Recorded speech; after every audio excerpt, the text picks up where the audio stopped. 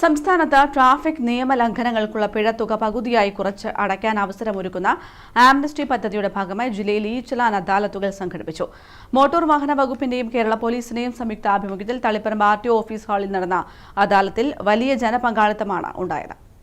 2024 December 31 മുൻപുള്ള traffic നിയമലംഘനങ്ങൾക്ക് 50% ഇളവോടെ പിഴയടയ്ക്കാനുള്ള അവസാന അവസരമാണിത്. ആംനസ്റ്റി സ്കീം ഈ മാസം 30-ന് അവസാനിക്കാനിരിക്കെയാണ് ജില്ലയിലെ എല്ലാ മോട്ടോർ വാഹന വകുപ്പ് ഓഫീസുകളിലും മെഗാ അദാലത്തുകൾ സംഘടിപ്പിച്ചത്. തളിപ്പറമ്പ് ജോയിന്റ് ആർടിഒയുടെ നേതൃത്വത്തിൽ നടന്ന അദാലത്തിൽ 100-ലധികം ആളുകളാണ് ഇ-ചലാൻ കുടിശ്ശിക തീർപ്പാക്കാനായി എത്തിയത്. പല കാരണങ്ങളാൽ പിഴയടക്കാൻ വൈകിയവർക്കും കോടതി നടപടികളിലേക്ക് നീങ്ങാനിരുന്ന കേസുകൾക്കും ഈ പദ്ധതി വലിയ ആശ്വാസമായി. പിഴത്തുകയുടെ പകുതി മാത്രം അടച്ച് നിയമ നടപടികളിൽ നിന്ന് ഒഴിവാക്കാമെന്നതാണ് പദ്ധതിയുടെ പ്രത്യേകത. നിരവധി ആളുകളാണ് പിഴയടയ്ക്കാനായി തളിപ്പറമ്പ് ആർടിഒ ഓഫീസിലേക്ക് എത്തിച്ചേർന്നതെന്ന് assistant motor vehicle inspector MP Sudheer പറഞ്ഞു.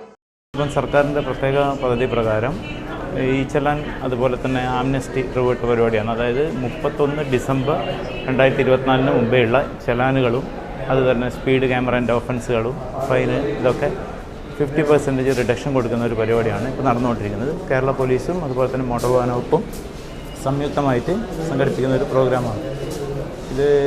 കണ്ണൂർ ആർടിഒയുടെ നിർദ്ദേശപ്രകാരം തളിപ്പറമ്പ് ജോയിന്റ് ആർടിഒ മുൻകൈയെടുത്ത് ഇന്നത്തെ ദിവസം പ്രത്യേകമായിട്ട് അറേഞ്ച് ചെയ്ത ഹാളിൽ പരിപാടി നടന്നുകൊണ്ടിരിക്കുകയാണ്. നല്ല തിരക്കനുഭവപ്പെടുന്നുണ്ട്. തളിപ്പറമ്പിന് പുറമെ കണ്ണൂർ, ഇരിട്ടി, പയ്യന്നൂർ, തലശ്ശേരി, മട്ടന്നൂർ എന്നീ MVD ഓഫീസുകളിലും ഒരേ സമയം അദാലത്തുകൾ നടന്നു. News bureau, Taliparamba.